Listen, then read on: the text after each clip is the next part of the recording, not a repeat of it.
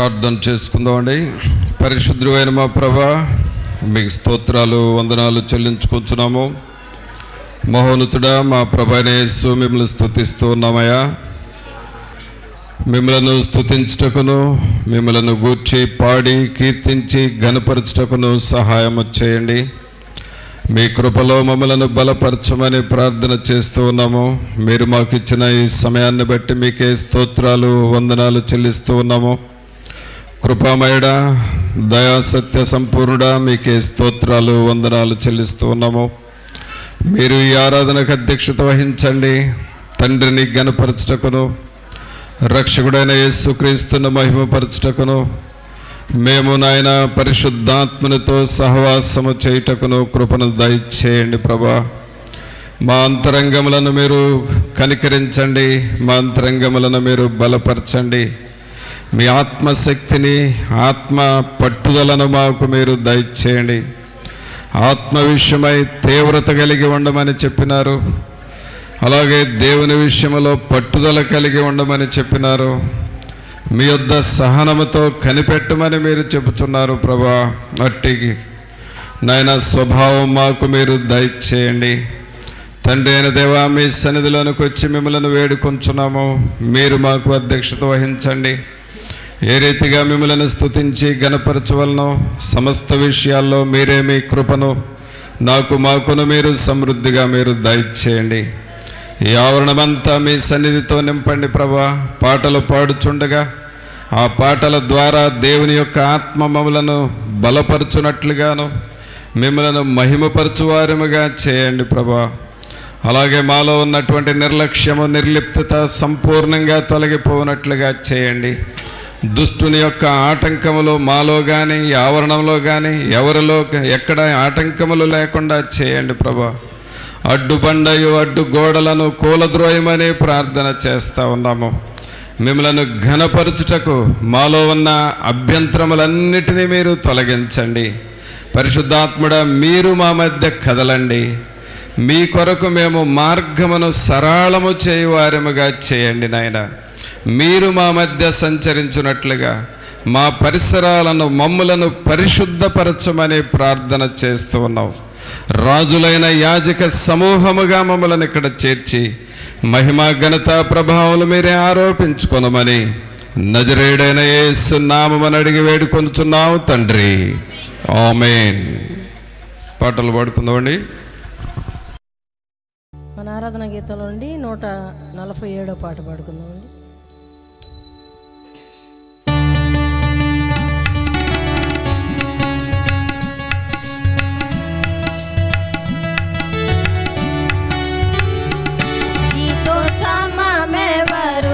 నీలా ప్రేమించేదెవరు, నీలా క్షమించేదెవరు యేసయ్యా. నీలా పాపికై ప్రాణం పెట్టిన వారెవరు, నీలా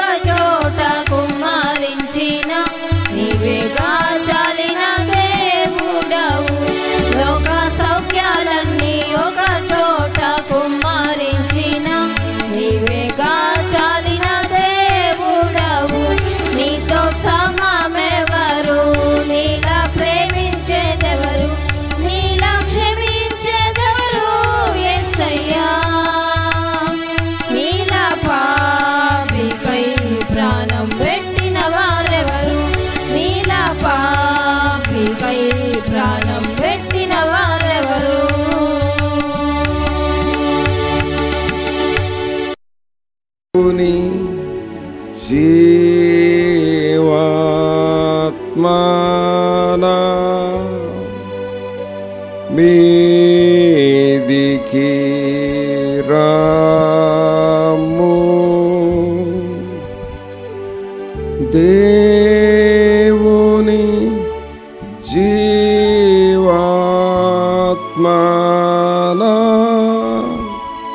మీదికి రాము వేరాచు వాంచు మాలచు నింపు దేవుని జీవాత్మనా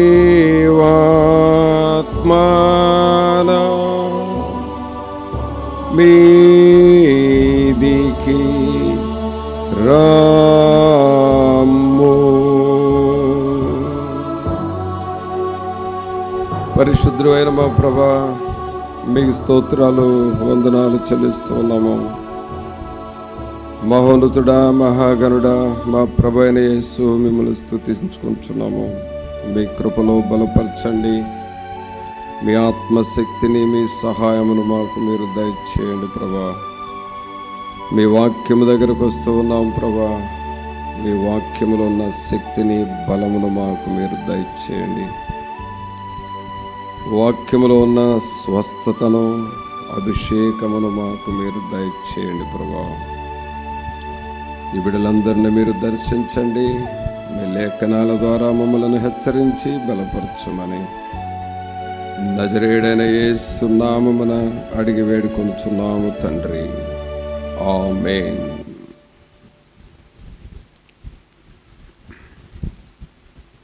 పిల్లరా, దేవుని వాక్యంలో నుండి రోమీయులకు రాసిన పత్రిక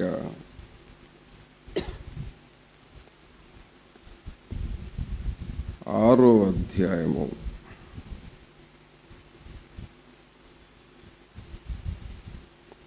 10-11 వచనాలు చదువుకుందాం. రోమా 6:10-11 వచనాలు. ఏలయనగా ఆయన చనిపోవుట చూడగా పాపము విషయమై ఒక్క మారే చనిపోయెను, కానీ ఆయన జీవించుట చూడగా దేవుని విషయమై జీవించుచున్నాడు.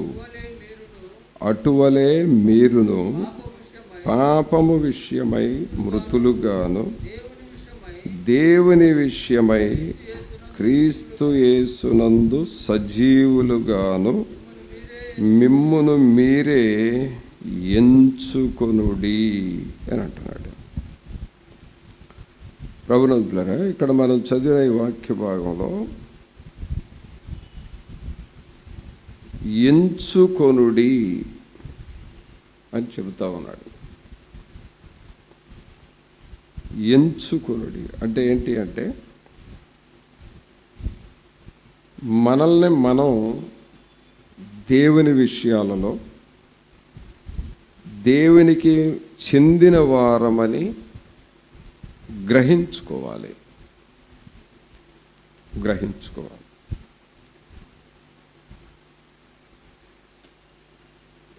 రకరకాల డిపార్ట్మెంట్స్లో ఉద్యోగాలు చేసేవాళ్ళు ఉన్నారు.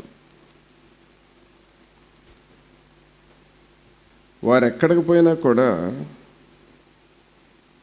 మేము అంటే మీరేం చేస్తారని ఎవరైనా అడిగితే ఫలానా డిపార్ట్మెంట్లో చేస్తామండి అని ఆ డిపార్ట్మెంట్కి సంబంధించిన వాళ్ళమని మనం చెప్తాం ఎవరికైనా. అవునా కదా? ఎవరైనా సరే ఈ డిపార్ట్మెంట్, ఎలక్ట్రికల్ డిపార్ట్మెంట్, లేక రెవెన్యూ డిపార్ట్మెంట్, లేక ఎడ్యుకేషనల్ డిపార్ట్మెంట్, హెల్త్ డిపార్ట్మెంట్, ఏదో ఒక డిపార్ట్మెంట్ని మనం చేస్తున్నామని చెబుతాం. మరి ఎప్పుడన్నా మనం ఇంతమంది ప్రార్థనకు వస్తున్నాం, మరి మీరు ఏం చేస్తారంటే దేవుని డిపార్ట్మెంట్ అని ఎవరు మనం చెబుతామా? ఏమండి చెబుతామా? చెప్పండి. ఏం చేస్తారండి అని అంటే, మాది దేవుని డిపార్ట్మెంట్ అండి, గాడ్స్ డిపార్ట్మెంట్ అని ఎవరు మనం చెబుతామా? చెప్పం. గవర్నమెంట్ డిపార్ట్మెంట్ అని చెప్పుకోవడానికి ఏమో ధైర్యంగా చెబుతాము, గాడ్స్ డిపార్ట్మెంట్ అని చెప్పడానికి మాత్రం పెద్దగా ముందుకు రాము. ఈ విషయాన్ని పట్టుకున్నాడండి పౌలు గారు. మీరు దేవునికి చెందిన వారని చెప్పుకోవడానికి ఎందుకు సిగ్గుపడతారు మీరు అసలు? మేము దేవుని వారము, దేవుని వారసులము, దేవుని బిడ్డలము, మేము ఈ లోకంలో ఏదో కొద్ది కాలం ఉంటాం, ఆ తర్వాత దేవుని దగ్గరికి వెళ్ళే యాత్రికులము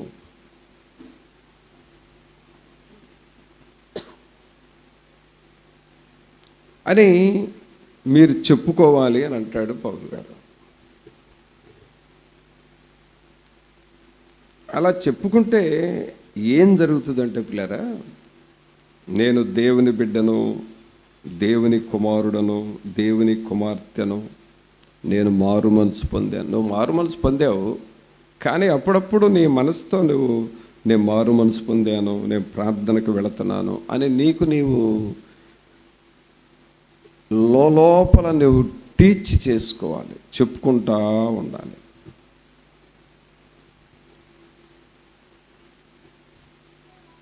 చెప్పుకోకపోయినా మనం దేవుని బిడ్డలమే కదా అని అనుకోవచ్చు, కానీ నువ్వు అలా చెప్పుకుంటా ఉంటే ఏమవుతుందంటే నీ లోపల ఉన్న స్పిరిట్ యాక్టివ్గా మారుతూ ఉంటుంది, త్వరగా నిన్ను పాపములోనికి పోనివ్వదు అది. అలా నిన్ను నువ్వు చెప్పుకోవటం ద్వారా నేను దేవుని బిడ్డను, ఈ చేతులు దేవుని చేతులు, ఈ కళ్ళు దేవుని కళ్ళు, ఈ హృదయము దేవునికి ఇచ్చేసాను అని చెప్పుకుంటా ఉంటే పాపము నీ లోపలికి రాదు. ఇక అలా చెప్పుకోకపోతే పాపము నీ లోపలికి ఎంటర్ అవుతూ ఉంటుంది.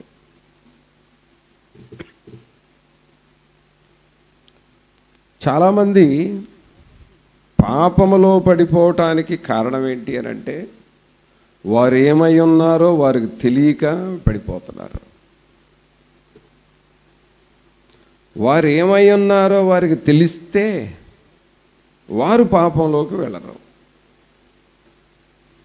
తర్వాత మనం ఏమై ఉన్నామో మనకు తెలిస్తే మనం దేనికి భయపడం.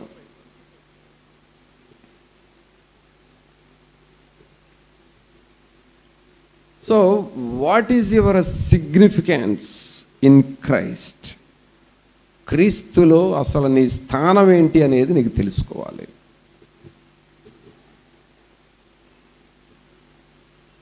మీరేం చేస్తారండి అని అన్నప్పుడు,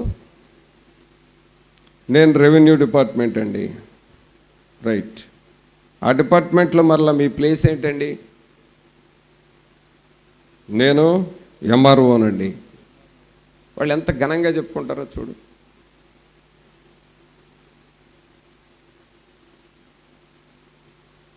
క్రీస్తులోకి వచ్చేసరికి ఏం చేస్తారండి? ప్రార్థనకి వెళ్తామండి. అది చెప్పడం కూడా, ప్రార్థనకి వెళ్తామండి. మరి ఆ ప్రార్థనకి వెళ్తున్నారు, క్రీస్తులో మీ స్థానం ఏంటి? వెళ్తామండి, వెళ్తాం, కొంచెం ప్రభువు నేను నమ్ముకున్నామండి అంట. అంటే నువ్వు చెప్పే సమాధానంలోనే అసలు నువ్వేమై ఉన్నావు క్రీస్తులు అనేది ఐడెంటిఫికేషన్ నీకు ఉండట్లేదు.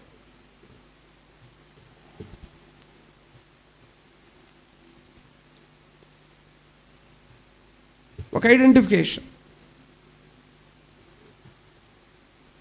అలాగే పిల్లరా, క్రీస్తు ప్రభువులో మన ఐడెంటిఫికేషన్ ఏంటి అని అంటే, ఇక్కడ పౌలు గారు రాస్తున్నాడు 6వ అధ్యాయము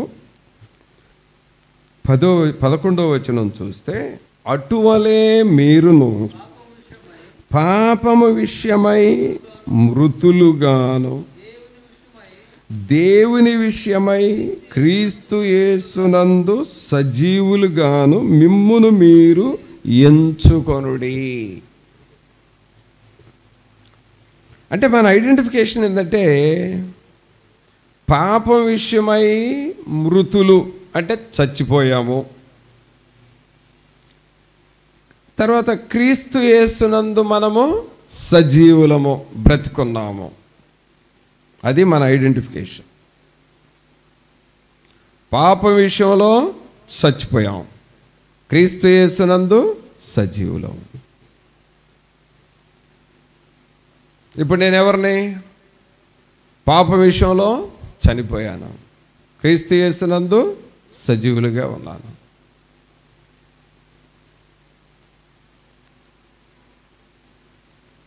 ఇప్పుడు నాకేమైంది అనంటే,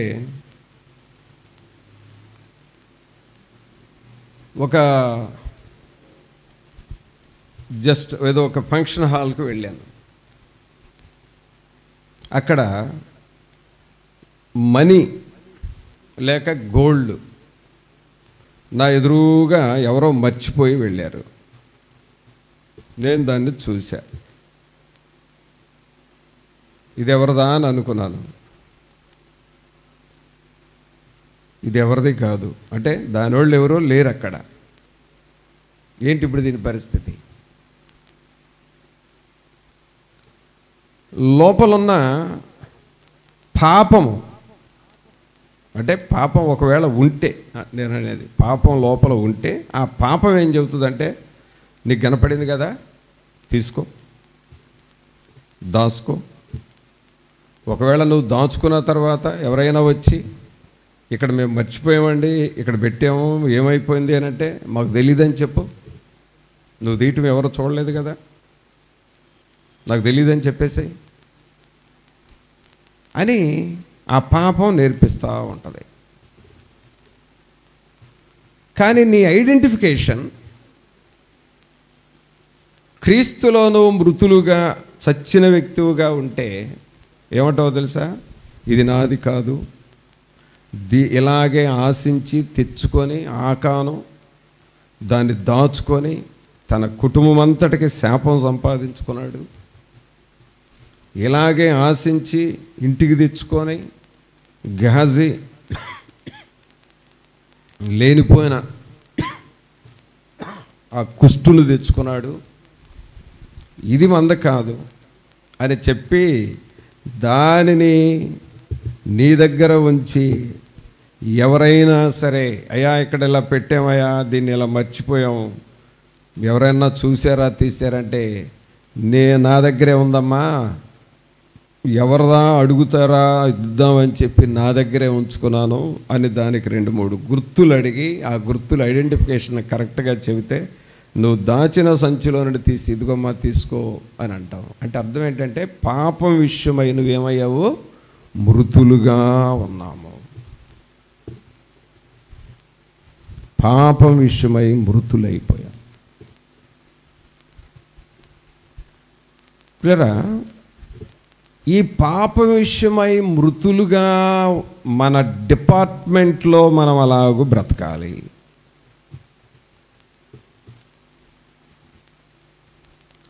పాపం విషయమై మృతులుగా దేవునికి వ్యతిరేకమైన పనులు చేసే పరిస్థితులు మన దగ్గరకు వస్తాయి. అప్పుడు నువ్వు పాపం విషయమై మృతులుగా నువ్వు బ్రతకాలి. It is your identification in Christ. క్రీస్తులో నీ స్థానం అది. ఎవడో నేను పనికిమాలిన పని చేయడానికి ప్రేరేపించాడు,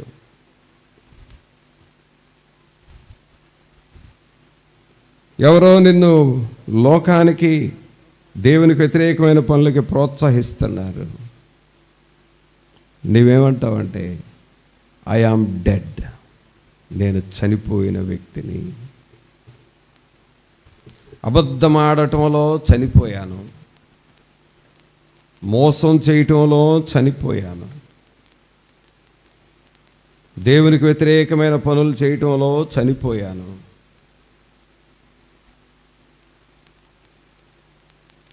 అన్ని విషయాల్లో నేను చనిపోయిన వ్యక్తిని.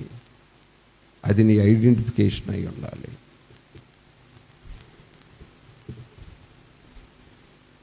పౌలు గారు ఈ రోమా సంఘానికి అదే జ్ఞాపకం చేస్తున్నాడు 11వ వచనంలో.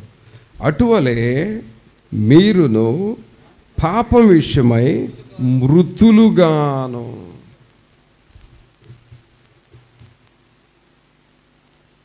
అంటే లోక సంబంధమైన సాతానుడు పనులు ఏవేవైతే పరిస్థితులు వస్తున్నాయో వాటి విషయంలో నువ్వు మృతులుగా మారిపోవాలి. అప్పుడేమవుతుందో తెలుసా? పాపమని లోపలికి రాదు, పాపమని ఇంటిలోనికి రాదు, పాపము నీ పిల్లల్లో కూడా రాదు.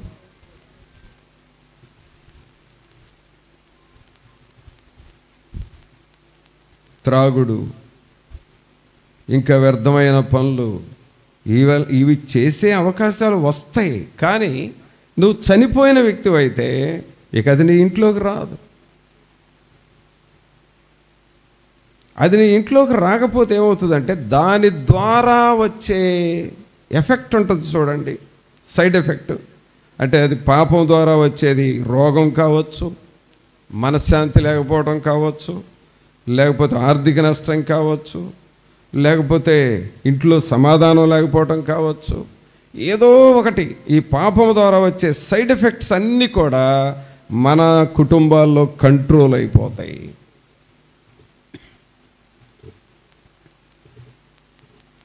కాబట్టి ఈ ఐడెంటిఫికేషన్ ద్వారా ఏమవుతుందంటే, ఒకటి సాతానుడి యొక్క ఇన్ఫ్లుయెన్స్ మన మీద పోతుంది. ఇక నీ మీద సాతానుడు పనిచేయలేడు. ఎందుకంటే నేను ఎంత ప్రేరేపించినా ఈ వ్యక్తి లోకానికి పాపానికి లోబడటం లేదు, తప్పుడు పనులు చేయట్లేదు, తప్పుడు పనులు మాట్లాడట్లేదు, ఈ వ్యక్తి అసలు పాపం వైపు చూసే వ్యక్తిగా లేదు అని చెప్పి సాతానుడు కూడా నీకు దూరం అయిపోతూ ఉంటాడు. సాతానుడు నిన్ను నీ కుటుంబాన్ని శోధించాలనుకుంటాడు. కానీ నువ్వు పాపం విషయమై చనిపోయి ఉన్నావు కాబట్టి వాడికి నీ మీద నీ అధికారం లేదు, నీలో చోటు లేదు. అందుకనే నీవు నీ మనసుతో ఎప్పుడు కూడా నేను పాపం విషయంలో చనిపోయాను, నేను లోకం విషయంలో చనిపోయాను, ఎందుకంటే నేను ప్రభువుని నమ్ముకున్నాను, బాప్తిసం తీసుకున్నాను, నేను దేవుని బిడ్డను, నేను పాపం విషయంలో చనిపోయాను అని నువ్వు అప్పుడప్పుడు నీ మైండ్కి జ్ఞాపకం చేస్తూ ఉండాలి. పిల్లలు చూడండి, హోంవర్క్ చేయటం మర్చిపోతారు. పెద్దవాళ్ళు రే హోంవర్క్ చేసావా అని అంటే అర్రే మర్చిపోయినాను అప్పుడన్నా చేస్తారు. అలాగే నీ మైండ్తో నువ్వు చెప్తా ఉంటే నీ మైండ్ ఇక పాపం వైపుకు పోనివ్వదు నిన్ను. సో ఈ గుర్తింపు ఉన్నప్పుడు లోకం యొక్క ప్రభావము నీ మీద, మన కుటుంబాల మీద ఏది ఉండదు. రెండవ ఐడెంటిఫికేషన్ ఏంటంటే, తర్వాత సెంటెన్స్ చూస్తే, దేవుని విషయమై. ఎవరి విషయం అండి? ఎవరి విషయమై చెప్పండి, అందరూ బిగ్గరగా చెప్పండి. దేవుని విషయమై క్రీస్తు యేసునందు సజీవులుగాను మిమ్మును మీరే ఎంచుకొనుడి. అంటే ఇప్పుడేంటి? దేవుని విషయమై సజీవులుగా మనల్ని మనం ఎంచుకోవాలి. ఆమేన్. చప్పట్లు కొట్టండి ఒకసారి అందరూ చెప్పండి. ఇప్పుడు దేవునితో, నేను దేవుని విషయమై సజీవుడను, నేను దేవుని విషయమై సజీవురాలను. అంటే దేవునిలో బ్రతుకుచున్న వాళ్ళం మనం. మన ఐడెంటిఫికేషన్ ఏంటంటే దేవునిలో బ్రతుకుతూ ఉన్నాం, దేవునిలో మనం జీవిస్తూ ఉన్నాం. ఈ దేవునిలో జీవిస్తూ ఉన్న వారి యొక్క ఐడెంటిఫికేషన్, వాళ్ళ లక్షణం ఏంటి అని అంటే, ఆ టాపిక్ని మనం కంటిన్యూ చేసుకోబోయే ముందు కొంచెం సైడ్ తీసుకెళ్తున్నాం మిమ్మల్ని. అదేంటంటే, మానస సరోవరం వెళ్ళారా మీరు అందరూ ఎప్పుడన్నా? కానీ వెళ్ళలేదా? సరే ఒకరోజు పెట్టండి ఆ పిక్నిక్ మన వాళ్ళందరికీ. మానస సరోవరం, దానికి జస్ట్ గుంటూరు బైపాస్ దగ్గరే ఉంది. మరి ఇప్పుడు ఉందో లేదో కానీ చాలా సంవత్సరాల క్రితం సంగతి చెప్పాను. అక్కడ లోపలికి ఎంటర్ అవ్వగానే ఒక వ్యక్తి ఉండేవాడు. నేను ఆ వ్యక్తికి గొల్లియాత అని పేరు పెట్టా. అంటే అంత ఎత్తున ఉంటాడు, అంత లావున ఉంటాడు, మనిషి హోందాగా ఉంటాడు. చూసిన వాళ్ళకి గుర్తొస్తుందిగా నేను చెప్తుంటే. ఒక వ్యక్తి ఎంట్రన్స్లోనే ఉంటాడు, బలంగా ఉంటాడు, కర్ర తీసుకోనో ఏదో ఉంటుంది చేతిలో, అలాగూ మనిషే నీ వైపు చూస్తూ ఉంటాడు. నువ్వు చూస్తూ ఉంటే చూస్తూ ఉంటాడు, నువ్వు చెబుతూ ఉంటే వింటూ ఉంటాడు. అలాగే అక్కడ ఆ వ్యక్తి మనం చేసే అన్నీ చెబుతాడు, కానీ మన మాటకు రిప్లై అవ్వడం. అక్కడ ఏమంటారంటే, నీకు చేతనైతే ఈ వ్యక్తిని నవ్వించు అని ఉంటుంది అక్కడ బోర్డు. నీకు చేతనైతే నవ్వించు. నువ్వు ఎలాంటి జోక్స్ అన్న వెయ్యి, తను సీరియస్గానే ఉంటాడు. అసలు ఫేస్లో కూడా ఫీలింగ్స్ చేంజ్ రాదు. జనరల్గా చూడండి, మనం నవ్వేటప్పుడు మన ఫేస్ మారిపోద్ది, అలాగే జోకులు వేసేటప్పుడు మన ముఖ కవళికలు మారిపోతూ ఉంటాయి. ఆ వ్యక్తికి నువ్వు ఏమన్నా చెయ్యి, నువ్వేమన్నా చెప్పు, ఎన్ని జోకులు అన్నాయి, మనిషి మాత్రం ఏమి కొంచెం చిరునవ్వు కూడా రాదు. మళ్ళీ మనిషే. స్టాట్యూ అయితే సరేలే అనుకోవచ్చు, మనిషే, కానీ చేంజ్ రాదు.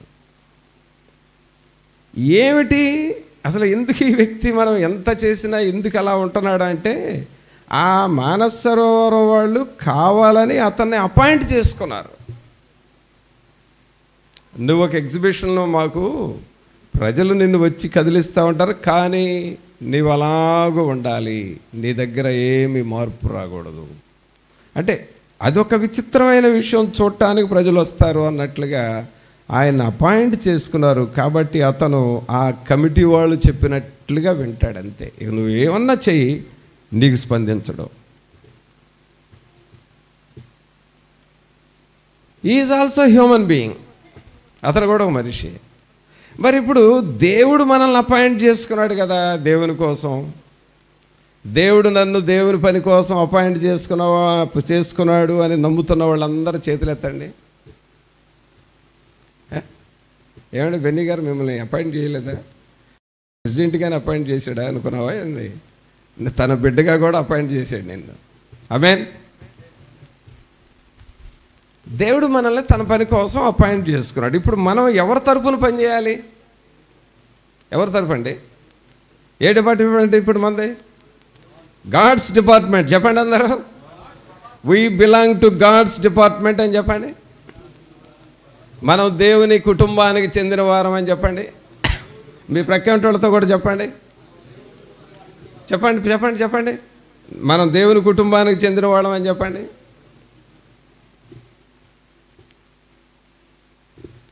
దేవుని కుటుంబానికి చెందిన వాళ్ళు దేవునిలో సజీవులుగా ఉంటారండి. దేవునిలో సజీవులుగా ఉండటం అంటే ఏంటి? ఇప్పుడు మనం సజీవులము కదా, మనం సజీవులం. రాత్రంతా చక్కగా రెస్ట్ తీసుకున్నాం, మరలా ఉదయకాలం మనం వచ్చాం. మనం యాక్టివిటీస్ అన్నీ, బాడీ ఆర్గన్స్ అన్నీ పనిచేస్తూ ఉన్నాయి. సజీవులం కాబట్టి మనం వచ్చి ఇక్కడ దేవుని సన్నిధిలో కూర్చున్నాం. ఇప్పుడు దేవుని కొరకు సజీవులు అంటే అర్థం ఏంటంటే, ఈ దేవుని కొరకు సజీవులు అన్నవాళ్ళు దేవునికి ప్రార్థనలు చేస్తూ ఉంటారు. అది ఐడెంటిఫికేషన్. తెల్లవారుజామున లేచి ఆరాధనా నీకే, స్తుతి ఆరాధనా నీకే, ఆరాధనా స్తుతి ధూపార్చన, స్తుతి గీతార్చన, ఆరాధనా స్తుతి ధూపార్చన, స్తుతి గీతార్చన, ఆరాధనా నీకే, స్తుతి ఆరాధనా నీకే.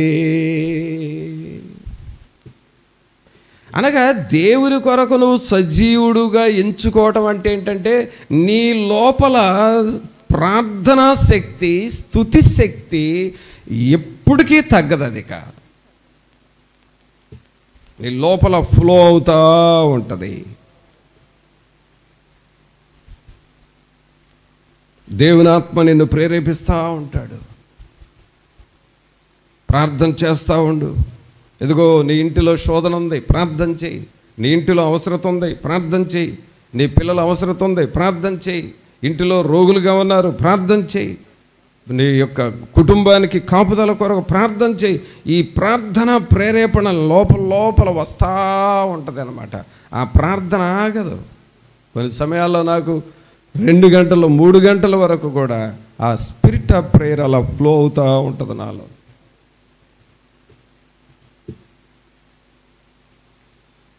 పిల్లరా, క్రీస్తు కోసం మనం సజీవులు అని అంటే అర్థం ఏంటంటే లోపల దేవుని ఆత్మ నిన్ను కదిలిస్తూ ఉంటుంది, కదులుతూ ఉంటుంది.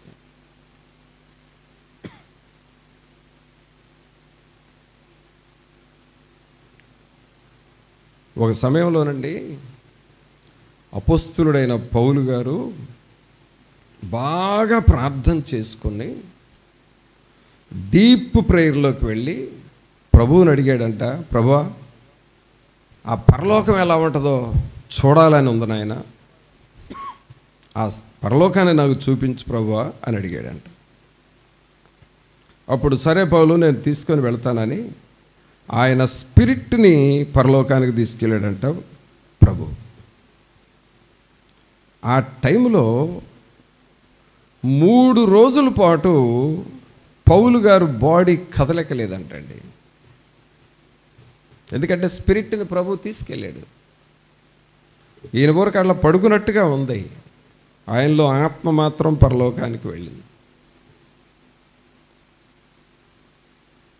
వెళ్ళి పరలోకము, 3వ ఆకాశం అవన్నీ చూసి ప్రభువుతో మాట్లాడి, ప్రభు చూపించిన పరలోకము, ఆ బంగారపు వీధులు, ఆ విద్యుత్ దీపాలు, గొర్రెపిల్ల దీపపు కాంతి, దేవదూతలు, వారి ఆరాధనలు, శరాపుల దూతలు ఎలాగూ పరిశుద్ధుడు పరిశుద్ధుడు పరిశుద్ధుడు అని ఆరాధన చేస్తారో, అత్యున్నత సింహాసనం దగ్గర తండ్రి ఎలాగూ గణపరచబడుతుంటాడో, దేవదూతలు ఎలాగూ పనులు చేస్తారో అవన్నీ పరలోకము అన్నీ చూసి చూసి చూసి 3 రోజులు చూశాడంట.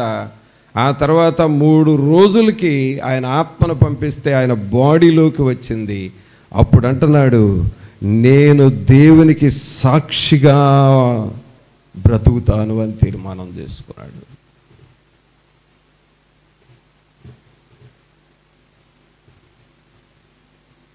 పిల్లరా, మనలో ఆ స్పిరిట్ పనిచేయాలి అనంటే దేవునిని గూర్చి నువ్వు ఊహిస్తూ, ఆలోచిస్తూ, ప్రార్థిస్తూ, స్తుతిస్తూ, నేను ప్రభు బిడ్డను అనే గ్రహింపు నీకు ఉన్నప్పుడు నీవు ఆత్మలో ఎదుగుతూ ఉంటావు.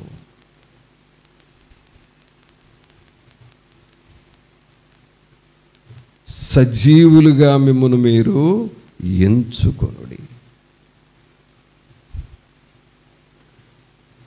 బైబిల్ గ్రంథంలో మనం చూస్తే కొంతమంది అలాగూ ఎంచుకున్నారు దేవుణ్ణి.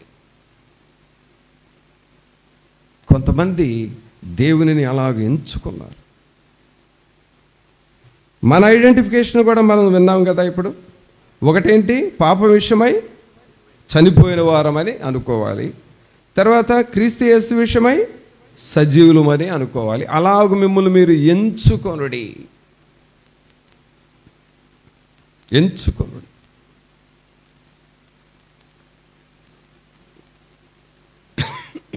నేను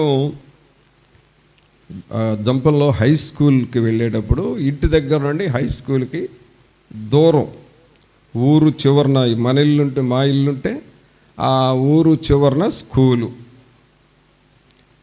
నాకు చిన్నప్పుడు నాన్న ఒక్కసారే ఒక్క మాట చెప్పాడు. ఏం చెప్పాడంటే, ఆ ఊరిలో నుండి ఆ స్కూల్కి వెళ్ళే లోపు తారు రోడ్డు ప్రక్కన చాలా గోడలు, అంటే ఇల్లు గోడలు, ప్రహరీ గోడలు ఉన్నాయి.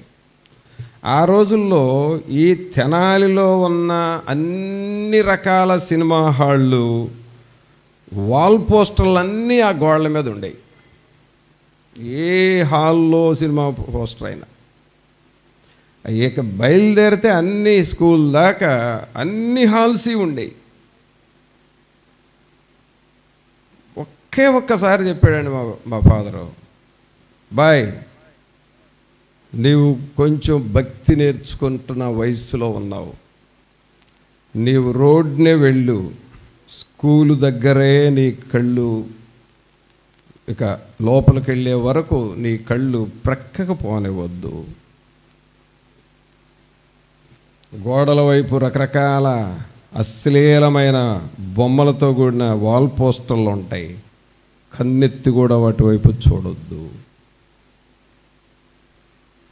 నువ్వు ప్రార్థన చేసుకుంటా వెళ్ళు, ప్రార్థన చేసుకుంటారా, అటు ఇటు చూడకూడదు. ఒక్కసారే, అది కూడా 6th క్లాస్లో కొత్తగా హై స్కూల్కి వెళ్ళేటప్పుడు చెప్పాడండి. 10th క్లాస్ వరకు 5 సంవత్సరాలు కొన్ని 100 సార్లు తిరిగాను ఆ దారిలో. ఒక్కసారి కూడా కన్నులు అలా ప్రక్కకు పెట్టి చూడాలని అనిపించాల. ఒకవేళ ప్రక్కమిటే నడిచేవాళ్ళు అరే ఇదేదో మారిందిరా అని అంటారు. వెంటనే మా ఫాదర్ చెప్పిన మాట గుర్తొచ్చేది నాకు, అటు చూడొద్దు అన్నాడు కదా, చూడకూడదు.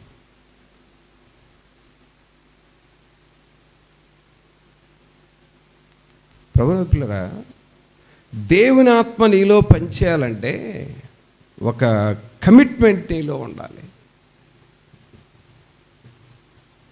ఏదైనా చేయొచ్చు, ఏదైనా చూడొచ్చు, ఏదైనా మాట్లాడచ్చు, ఆ తర్వాత వచ్చి భక్తి చేయొచ్చు. ఇలాగ కల్తీ మిక్చర్ భక్తి చేస్తే ఎంతకాలం ఉండా నీకు ఆ స్పెషాలిటీ రాదిక.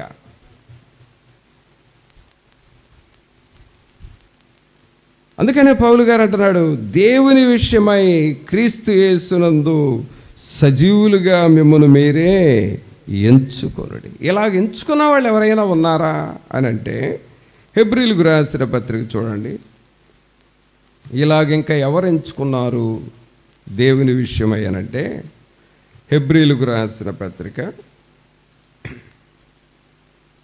11వ అధ్యాయము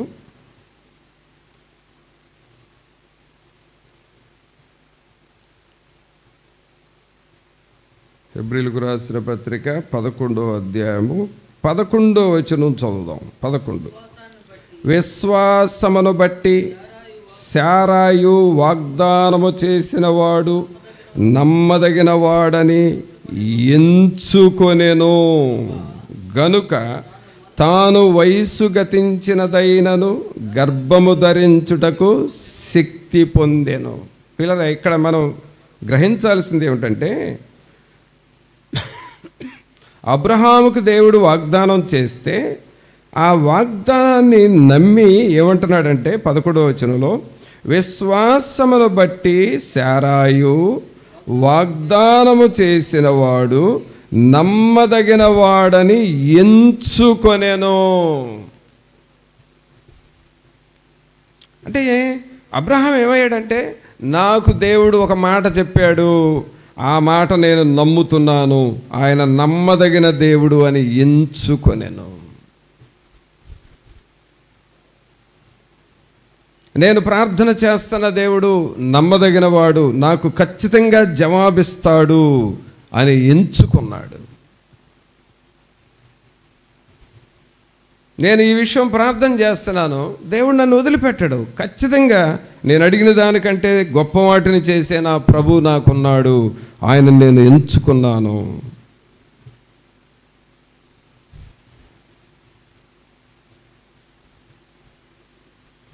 అంటే అబ్రహాము దేవుని మీద అంతగా ఆధారపడ్డాడు, అంత విశ్వాసం ఇచ్చాడు.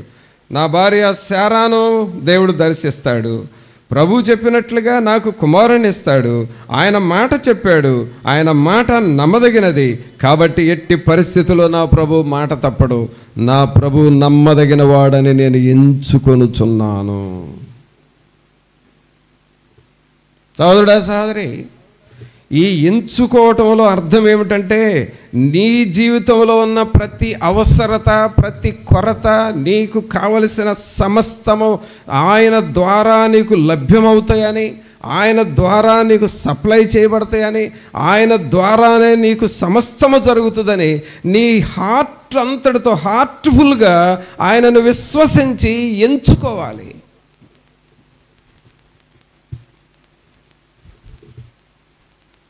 ఆయన మీద నువ్వు అలాగూ ఆధారపడాలి. నేను ఆరాధన చేయుచున్న దేవుడు నన్ను వదలడు, నేను ప్రార్థన చేయుచున్న దేవుడు నమ్మదగిన వాడు, నేను ఆయన మీద ఆధారపడ్డాను, ఆయన మీద నా జీవితాన్ని ఆయనకి ఇచ్చేశాను.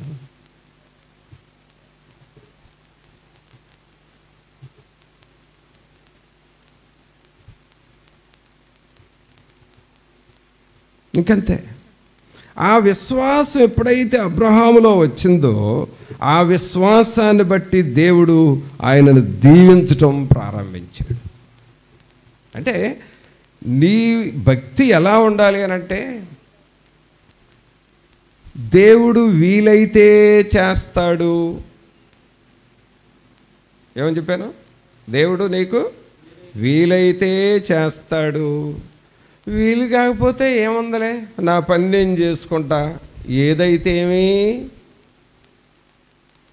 అని అనుకుంటా ఉంటావు భక్తిలో. అది ఎవరు టీచింగో తెలుసా?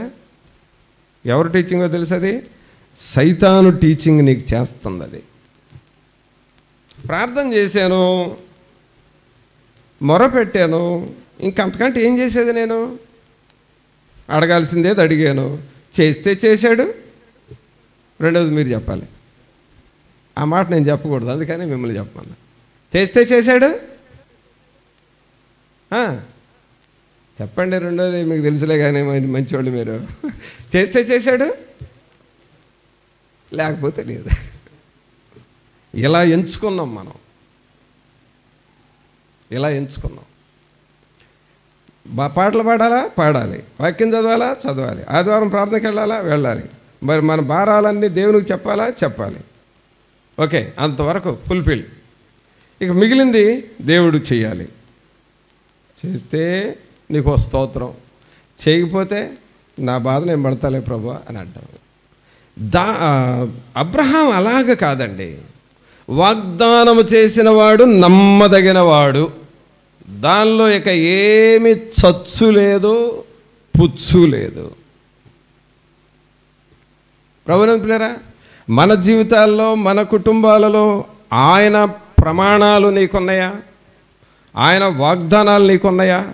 నువ్వు ప్రార్థన చేసుకున్నప్పుడు ఏదో ఒక దర్శనం వచ్చిందా నీకు? నీ డైరీలో రాసుకున్నావా? నీ బైబిల్ ఎక్కడో రాసుకున్నావా? అలాగే నువ్వు ప్రార్థన చేస్తున్నప్పుడు పలానప్పుడు నువ్వు ఈ వాగ్దానం ఇచ్చావు కదా ప్రభు అని నువ్వు ప్రార్థనలో పెడుతున్నావు కదా. ఆయన నమ్మదగిన వాడు, ఎంచుకోని అలాగంతే.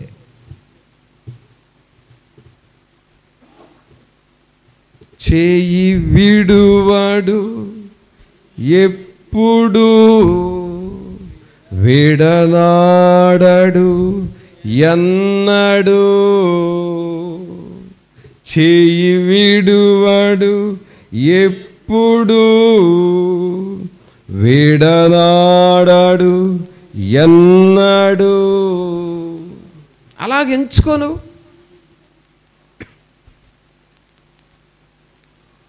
యేసుక్రీస్తునందు మిమ్మును మీరు సజీవులుగా ఎంచుకొనడి. అంటే సజీవులు అనే అర్థం ఏంటంటే ఆయనను విశ్వసించుటలో ఎక్కడా నువ్వు తగ్గవేక.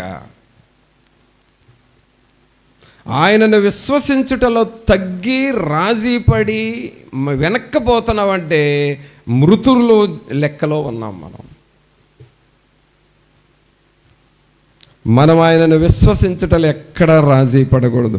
అబ్రహాము అలాగూ దేవుణ్ణి ఎంచుకున్నాడు. అందుకనే అబ్రహామును దేవుడు అంతగా ఆశీర్వదించాడండి. నీ లోపల ఉండే ఆ స్థిరమైన విశ్వాసం ఉంటుందే, దానిని బట్టి దేవుడంట అదుర్పాటు చెందుతాడంట మన విషయంలో. అబ్బా, నా మీద ఇంత విశ్వాసం ఉంచాడే, నా మీద ఈ సహోదరి ఎంత విశ్వాసం ఉంచిందే, నన్ను నమ్ముకున్న ఈ సహోదరుని నేనెందుకు వదిలిపెడతాను, నేను ఖచ్చితంగా చేయాలి అని అబ్రహాం విషయంలో దేవుడు అక్కడ ముందుకొచ్చాడు. పౌలు గారి విషయంలో దేవుడు అక్కడ ముందుకొచ్చాడు. శారా విషయంలో దేవుడు అక్కడ ముందుకొచ్చాడు. రాజుల విషయంలో, దేవుని నమ్ముకున్న రాజుల విషయంలో ఆ రాజ్యాలతో తోడుగా ఉండి సహాయం చేయటానికి దేవుడు ముందుకొచ్చాడు. నీ లోపల ఆ స్థిరమైన విశ్వాసం అంట చూడు, ఆ స్థిరమైన విశ్వాసాన్ని బట్టి దేవుడిని ముందుకొచ్చి నీ కార్యం చేస్తాడు. అలాగ నిన్ను నువ్వు ఎంచుకోవాలి.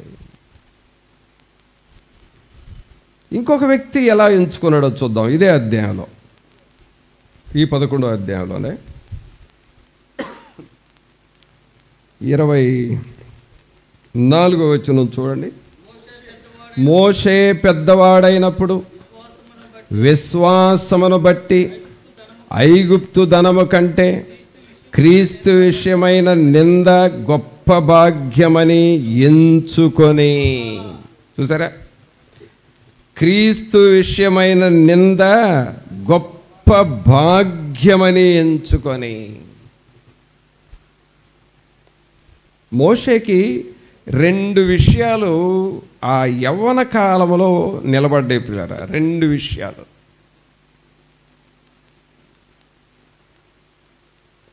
అప్పటికి మోషే అంటే మనం ఆయన పెద్ద నాయకుడిగా, లేకపోతే ఇశ్రాయేలు నాయకుడిగా అట్లా చూడొద్దు మనం. మోషే అంటే ఎలా చూడాలంటే, ఇప్పుడు మనం ఒక కాలువలో దొరికిన పిల్లోడు అని భావించండి. ఎక్కడ దొరికిన పిల్లోడు? ఒక కాలువలో, నైలు నదిలో దొరికిన పిల్లోడు, అలాగ చూడండి. ఇక ఆ తర్వాత మోషేని గురించి మీకు మనసులో చాలా ఉంటుంది, అవన్నీ తర్వాత సంగతి. ఒక కాలువలో దొరికిన పిల్లోడు ఎవరో? మోషే. అందుకని మోషే అంటేనే నీటిలో నుండి తీయబడిన వాడని అర్థం. ఒక కాలువలో, ఒక నదిలో దొరికిన పిల్లోడు. ఇప్పుడు ఆ పిల్లోడు ముందు 2 విషయాలు ఉన్నాయి. ఒకటేంటంటే, ఇక్కడ ఈ ఫరో కుమార్తె ఈ బిడ్డను తీసుకొని వెళ్ళి పెంచుకుంటుంది వాళ్ళ ఇంట్లో, అంటే రాజుగారి ఇంట్లో పెరుగుతున్నాడు. వాళ్ళు ఏమంటారంటే, నువ్వు మాకు దొరికేవు కాబట్టి, మా ఇంట్లో ఉన్నావు కాబట్టి నువ్వు రాజుగారు బిడ్డవయ్యా, రాకుమారుడు అయ్యా అని చెబుతున్నారు వాళ్ళు. ఈ కాలంలో దొరికిన పిల్లోడిని వీళ్ళు ఏమంటున్నారు? నువ్వు రాకుమారుడివి, రాజుగారి బిడ్డవి అని అంటున్నారు. ఇది ఒకటి ఆయన ముందు ఉంది. రెండవది ఏముందంటే, తన ప్రజలైన ఇశ్రాయేలులు ఇబ్బందులు పడుతున్నారు. దేవుడేమో ఈ ప్రజలకి నాయకుడిగా చేసి ఇతని ద్వారా ఈ ప్రజలకు మేలు చేయాలని దేవుని ఉద్దేశమై ఉంది. ఇప్పుడు ఈ రెండిట్లో ఏది బాగుంటుందంటారు? మీరు చెప్పాలి. మీరు ఆలోచించకుండా టక్కన దేవుడికి లోబడితేనే బాగుంటుందని అనొద్దు. అది వాస్తవంలోకి వెళదాం. 2 ఛాయిస్లు. ఒకటి, ఫరో కుమారుడు, రాకుమారుడుగా ఉంది అతనికి ఒక అవకాశం, ఒక ఛాన్స్ ఉంది. లైఫ్ అంతా రాకుమారుడు, దేశాన్ని పరిపాలించవచ్చు, అధికారం. ఫరో తర్వాత మళ్ళీ నెక్స్ట్ ఫరో అవుతాడు ఈయన. అలాంటి అవకాశం ఉంది మోషేకు. ఇంకొక వైపు ఏమో, దేవుడు నీ ద్వారా నా ప్రజల్ని విడుదల చేస్తాను మోషే, నా కొరకు నువ్వు నిలబడితే నేను నిన్ను వాడుకుంటానని అంటున్నాడు. ఈ రెండిట్లో ఏది బెస్ట్ అంటారు? చెప్పాలి. రాకుమారుడే బెస్ట్. చెప్పలు కొట్టండి అందరూ. మీరు వాస్తవం మాట్లాడారు. ముఖమాటం కోసం అది మంచిది కాదంటారేమో అనుకున్నా. వాస్తవం మాట్లాడారు. రాకుమారుడే బెస్ట్. అవునా? అంత రాయల్ లైఫ్ కదండి రాకుమారుడు అని అంటే. మరి ఫరో తర్వాత ఇక ఐగుప్తు దేశానికి నెక్స్ట్ ఫరో ఈయనే. అయితే ఇక్కడ చదవండి 24వ వచనం. మోషే పెద్దవాడైనప్పుడు విశ్వాసమును బట్టి ఐగుప్తు ధనము కంటే క్రీస్తు విషయమైన నింద గొప్ప భాగ్యమని ఎంచుకొని. అంటే దేన్ని ఎంచుకున్నాడు ఈయన? రాకుమారుణ్ణి, ఫరో కుమారుని అని అనిపించుకోకూడదు. నా దేవుని ప్రజలతో నేను ఉంటా, నా దేవుని కొరకు బ్రతుకుతా, నా ప్రజల క్రీస్తు విషయమైన నిందనే నేను భాగ్యముగా ఎంచుకుంటున్నాను. ఎప్పటికైనా సరే దేవుని కొరకు పడిన నిందలు నాకు ఆశీర్వాదకరంగా మారతాయి అని క్రీస్తును ఎంచుకున్నాడు మోషే.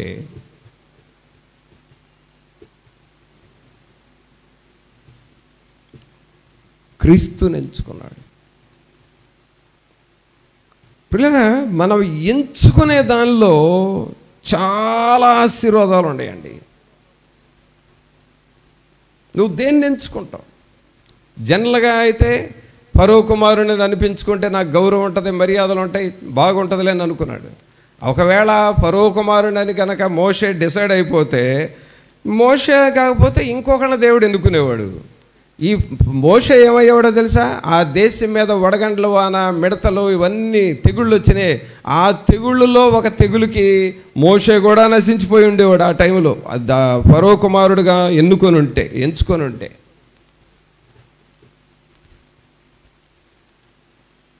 కానీ దేవుని వైపు తిరిగాడు. దేవుని సన్నిధి నాకు కావాలి, దేవుని వాక్యం కావాలి, దేవుని కొరకు నేను శ్రమపడాలి. ఒకవేళ శ్రమలు వస్తున్నాయా, శ్రమలైనా పర్వాలేదు, దేవుని శ్రమలే నాకు మంచిది, వాటి ద్వారానే నాకు ఆశీర్వాదం వస్తుందని శ్రమలను ఎంచుకొని దేవుని కొరకు జీవించాడు మోషే.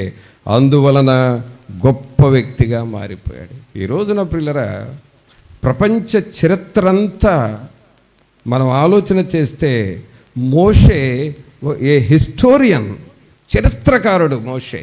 ఆయన ఏదో సింపుల్గా తీసేయడానికి లేదు. ప్రపంచం ఉన్నంతకాలము మోషే చరిత్రకారుడు అని ప్రపంచం చెబుతూనే ఉంటుంది. అలాంటి వ్యక్తి చరిత్రను సృష్టించే వ్యక్తిగా చేశాడు. దేవుణ్ణి నువ్వు ఎంచుకుంటే నీ ద్వారా చరిత్ర సృష్టిస్తాడు దేవుడు. You will create a history,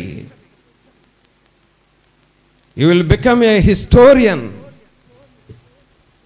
చరిత్ర సృష్టిస్తాడు నీ ద్వారా. అందుకనే క్రీస్తు యేసునందు మనల్ని మనము సజీవులుగా ఎంచుకోవాలి. ఆమేన్. క్రీస్తు యేసులో మనల్ని మనం సజీవులుగా ఎంచుకోవాలి. తర్వాత మరి మోషే క్రీస్తు కొరకు సజీవుడిగా ఎంచుకున్నాడు. అబ్రహాము క్రీస్తు కొరకు సజీవుడిగా ఎంచుకున్నాడు. పౌలు గారు కూడా క్రీస్తు కొరకు సజీవుడిగా ఎంచుకున్నాడు. మరి నేను కూడా క్రీస్తు కొరకే సజీవునిగా ఎంచుకోవాలనుకుంటున్నాను అని నువ్వు ఒకవేళ ఆలోచనకు వస్తే, మరి ఇప్పుడు నువ్వేం చేయాలి? నేను చేయాల్సిన పని ఏంటి? సరేనయ్యా, దేవుని కొరకు సజీవులుగా ఎంచుకుంటున్నావు, మంచిది. దేవుని కొరకే నిలబడాలని ఉంది, ఏం చేయాలి? చూడండి, ఫిలిప్పీలకు రాసిన పత్రిక, ఫిలిప్పీలకు రాసిన పత్రిక 2వ అధ్యాయము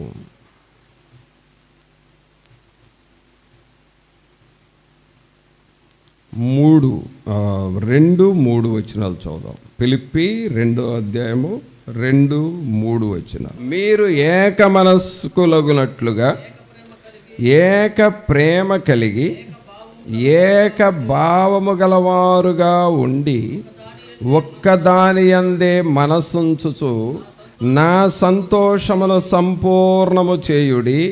కక్ష చేతనైనను వృధాతిశయము చేతనైనను ఏమియో చేయక, వినయమైన మనస్సు గలవారై ఒకనికొకడు తనకంటే యోగ్యుడని ఎంచుచు. ఇది మనం చేయాల్సిన పని. అబ్రహాము దేవుని ఎంచుకున్నాడు, గొప్పవాడయ్యాడు. మోషే దేవుని ఎంచుకున్నాడు, గొప్పవాడయ్యాడు. పౌలు గారు దేవుని ఎంచుకున్నాడు, గొప్పవాడయ్యాడు. ఇంకా చాలా విషయాలు ఉన్నాయి, అయితే అన్నిటినీ ఇంకా నేను అలాగ ఆపేసేసాను. ఒక్కొక్కళ్ళు దేవుని అలా ఎంచుకున్నారు, గొప్పవాళ్ళు అయ్యారు. మరి ఇప్పుడు నీవు కూడా దేవుణ్ణి ఎంచుకుంటావా? నీవు కూడా నిజమే, లోకం సంబంధంగా వెళితే లాభం లేదు, దేవుని కొరకు నిలబడదాం, దేవుణ్ణి ఎంచుకుందాం, దేవుడు సహాయం చేస్తాడు అని నీవు ఒక తీర్మానం చేసుకుంటే నీవు నేను చేయాల్సిన పనే ఇక్కడ చదివాం. ఏం చేయాలంట 2వ వచనంలో, మీరు ఏక మనస్కులగునట్లుగా ఏక ప్రేమ కలిగి. అంటే మనం దేవుణ్ణి ఎంచుకోవడం అంటే అర్థం ఏంటంటే ఏక మనస్సును సంపాదించుకోవాలి, ఏక ప్రేమ. ఈ ఏక ప్రేమ అనేది జనరల్గా ప్రేమ ఉంది అని అంటే అది ఎక్కడుందో చెప్పండి నాకు. ప్రేమ ఉంది ఎక్కడుంటుంది? అది ఇంట్లో ఉందా, షెల్ఫ్లో ఉందా, టేబుల్ మీద ఉందా, ఎక్కడుంది? ప్రేమ ఎక్కడుంది చెప్పాలి.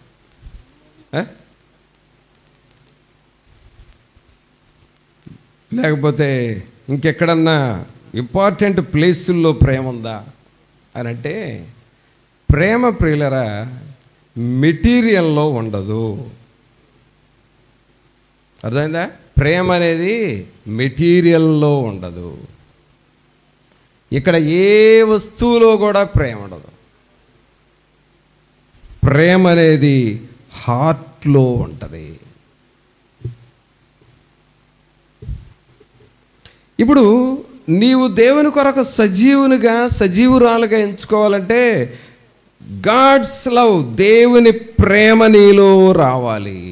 ఈ దేవుని ప్రేమనే అగాపే లవ్ అంటారు. అగాపే ప్రేమ. నీ హృదయంలో ప్రేమ రావాలి. ఎవరిని ప్రేమించాలో తెలుసా? ఫస్ట్ నువ్వు దేవుణ్ణి ప్రేమించాలి. I love my God. I love my Bible. I love my God's presence. I love fellowship with my God.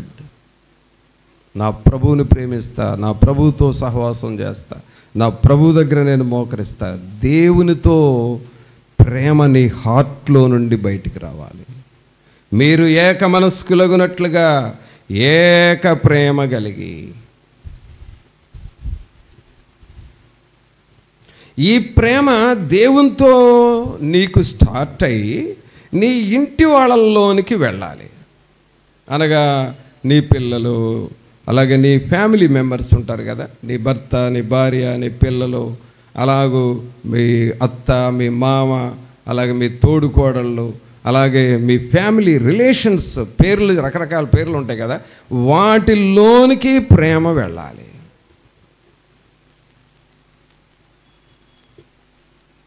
First నీ హార్ట్లో స్టార్ట్ అవ్వాలి, తర్వాత దేవునితో కనెక్ట్ అవ్వాలి, ఆ తర్వాత ఫ్యామిలీలోకి వెళ్ళాలి ఆ ప్రేమ. ఇలా చేస్తున్నావంటే నువ్వు దేవునిని ఎంచుకుంటున్నావని అర్థము.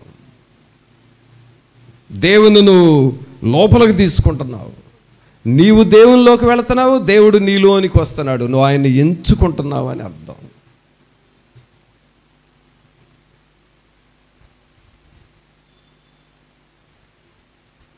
మనకు ఒక ఇంగ్లీష్ కోరస్ ఉంది. I love the thrill that I feel when I get together with God's wonderful people. Love the thrill that I feel when I get together with God's wonderful people. అంటే దేవుని ప్రజల మధ్య నువ్వు ప్రేమను పెంచుకోవాలి. ఈరోజు నా సాతానుడు ఏం చేస్తున్నాడో తెలుసా? నేను భక్తి చేస్తాను కానీ నాకు ప్రక్కంటోళ్ళతో పని లేదు. నేను ప్రార్థనకు వెళతాను కానీ పురుగోళ్ళతో నాకు సంబంధం లేదు. వాళ్ళని ఎందుకు పలకరించాలంట? వాళ్ళని పలకరిస్తే నాకు ఏంటి ఉపయోగం అన్నట్లుగా చేపిస్తుంది సాతానుడు భక్తి. ఇది మృతుల భక్తిది. క్రీస్తులో నువ్వు సజీవులుగా ఉంటే సజీవుల భక్తి ఎలా ఉంటుందంటే, నువ్వు దేవుని ప్రేమిస్తావు, నిన్ను నువ్వు ప్రేమించుకుంటావు, నీ చుట్టూ ఉన్న వారిని ప్రేమిస్తావు. ఈ ప్రేమతో దేవుణ్ణి మనం ఎంచుకుంటున్నాము. ఇప్పుడు దేవుణ్ణి మనం ఎంచుకున్నప్పుడు ఈ ప్రేమను అబ్రహాము ప్రాక్టీస్ చేశాడు, ఈ ప్రేమను మోషే ప్రాక్టీస్ చేశాడు, పౌలు గారు ప్రాక్టీస్ చేశారు. దేవుడు వారిని ఒక ఉన్నత స్థానంలో పెట్టాడు. దేవుని నువ్వు ఇలాగ ఎంచుకున్నప్పుడు నీవు అభివృద్ధిలోనికి వస్తావు. అనగా నువ్వు దేవుని కార్యాలని ప్రేమిస్తావు, దేవుని పనులను ప్రేమిస్తావు, దేవుని పరిచర్యను ప్రేమిస్తావు, దేవుని రాజ్యం కట్టడంలో ప్రేమిస్తావు. దేవుని సేవకుడు ప్రయాసపడతావంటే నేను ఒక కుడిభుజంగా ఉండి నిలబడాలి అని నువ్వు ముందుకు వస్తూ ఉంటావు. అలాగే ఒకవేళ ఆరాధనలో సేవ జరుగుతుంటే కనీసం నేను ఇంటిలో ఉండి ప్రార్థనన్నా చేయాలని నిన్ను నువ్వు అంకితం చేసుకుంటావు. సో ఇక్కడ దేవుని ప్రేమ once it starts in heart, హృదయంలో స్టార్ట్ అయింది, ఇంటిలోకి వెళ్ళింది, సహోదరుల మధ్యకి వెళ్ళింది, సంఘంలోనికి వెళ్ళింది, సేవలోనికి వెళ్ళింది, మనము విస్తరించటము ప్రారంభమైనది. ఆమేన్. చప్పట్లు కొట్టండి ఒకసారి అందరం అలాగూ విస్తరించటం జరుగుతూ ఉంటుంది. అప్పుడు ఏమవుతుందో తెలుసా? ఎవరిని పలకరించినా ఏమ్మా ఎలా ఉన్నారంటే, అన్నా రాత్రి ప్రభు నాతో మాట్లాడాడన్నా, నాతో ప్రభు ఇలా చెప్పాడన్నానట. ఎలా ఉన్నారు, ఏం చేశారు, ఎలా ఉన్నారు అంటే, అన్నా రాత్రి ఇలాగ దేవుని ఆత్మ నన్ను దర్శించింది అన్నాడు. మా మీరు ఎలా ఉన్నారు అని అంటే, ప్రభు చాలా కాలం నుండి ఒక అవసరత కోసం ప్రార్థన చేస్తున్నాను, రాత్రే దేవుడు నాకు జయమిచ్చాడు. ఎవరిని పలకరించిన అద్భుతమైన విషయాలు వారి నోట్లో నుండి వస్తూ ఉంటాయి. క్రీస్తును ఎంచుకోవడం అంటే ఇది. దేవునిని ఎంచుకోవడం అంటే ఒక అతీతమైన మార్పులు, అన్యాచురల్ థింగ్స్ మన జీవితాల్లో జరుగుతూ ఉంటాయి. అందుకని ఇక్కడ అంటున్నాడు, మీరు ఏక మనస్కులగునట్లుగా ఏక ప్రేమ కలిగి ఏక భావము గలవారుగా ఉండి ఒక్కదాని యందే మనస్సుంచుచు నా సంతోషమును సంపూర్ణము చేయుడి. కక్ష చేతనైనను వృధాతిశయము చేతనైనను ఏమీయు చేయక వినయమైన మనస్సు గలవారై ఒకనినొకడు, అందరూ చదవండి అన్నమాట, ఒకనినొకడు తనకంటే యోగ్యుడని ఎంచుచు. అందరూ అనండి అన్నమాట, ఒకనినొకడు తనకంటే యోగ్యుడని ఎంచుచు. ఈ వాక్యం విషయంలో సాతానుడు చేస్తున్న ఇంకో పని ఏంటో తెలుసా? ఒకనినొకడు యోగ్యుడని ఎంచుకోనండి, వాళ్ళని గౌరవించండి అని దేవుడు చెబుతూ ఉంటే ప్రక్కటి వాళ్ళని నువ్వు లెక్క చేసేదేంటి? నీకంటే ఏమైనా గొప్పోళ్ళ వాళ్ళతో అసలు నీకు అనవసరం, వాళ్ళని లెక్క చేయని అవసరం లేదు, వాళ్ళతో మాట్లాడిన అవసరం లేదు, వాళ్ళతో నీకు అనవసరం అని తృణీకరించే మనసు పెడుతుంది. ఈ రోజున పిల్లరా, దేవునిని ఎంచుకుంటున్నాము అని అనుకుంటూ సాతానుడు చెప్పిన పనులు చేస్తూ మోసపోతున్నారు. అందుకనే సంఘాలలో దేవుని ఆత్మ పనిచేయట్లేదు. ఈ రోజున సంఘాలు చూడండి, మొక తీపులు, ఎడమొఖం పెడమొఖం. ఒక సంఘంలోకి వెళతారు కానీ పలకరించుకోరు, మాట్లాడుకోరు, ఫోనులు చేసి చెప్పుకోరు, ఒకరికొకరు ప్రార్థన చేసుకోరు. ఇంక అవసరమైతే దేవుని సేవకుడి మీద బాధ పెట్టుకుంటారు. అలాగే ఎవరి దారి వాళ్ళదే, ఎవరి ముఠా వాళ్ళదే, ఎవరి బాధలు వాళ్ళే అన్నట్లుగా అక్కడ ఒక ఐక్యత, ఆ యూనిక్నెస్, ఏక మనస్సు అనేది రాదు. కారణం ఏంటో తెలుసా? ఒకరినొకరు యోగ్యుడని ఎంచుకొనుడి అని ఇక్కడ వాక్యం చెబుతా ఉంటే ఒకరితో నాకేంటి పని అని అట్లాగా అయిపోయి ఆల్మోస్ట్ విచ్చిలిపోయే పరిస్థితులు ఉన్నాయి సంఘాలలో.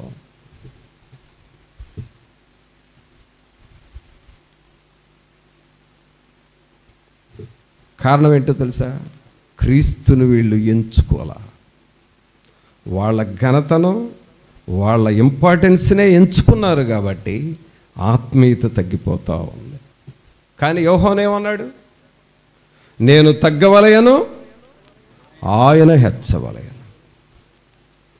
I must decrease, he must increase. అదండి దేవుణ్ణి ఎంచుకోవటం అంటే. మరి అలాగ మనం సిద్ధపడుతున్నావా? నీవు దేవుణ్ణి ఎంచుకొని ఆయన ఘనపరిస్తే ఆటోమేటిక్ ఏమవుతావో తెలుసా? నీవు కూడా లిఫ్ట్ అవుతావు, నీవు కూడా ఘనపరచబడతావు. దేవుని కొరకు నువ్వు ప్రయాసపడతా ఉంటే నిన్ను కూడా దేవుడు పైకి లేవనెత్తుతా ఉంటాడు. అదండి దేవుని ఆత్మ చేసే పని. అందుకనే మొదటి వాక్యంలోకి వెళదాం. రోమీయులకు రాసిన పత్రిక 6వ అధ్యాయము. రోమీయులకు రాసిన పత్రిక 6వ అధ్యాయము 11వ వచనం చూద్దాం.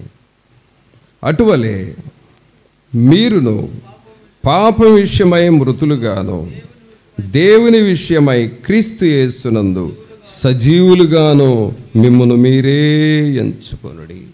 కావున ప్రియులారా, మన ఐడెంటిఫికేషన్, క్రీస్తులో మన స్థానం ఏంటో ఇక్కడ పౌలు గారు చెప్పాడు. ఒకటి, పాప విషయమై మృతులము, క్రీస్తు యేసునందు సజీవులు. అందరూ చెప్పండి, పాప విషయమై మృతులము, క్రీస్తు యేసునందు సజీవులు. అది మన ఐడెంటిఫికేషన్.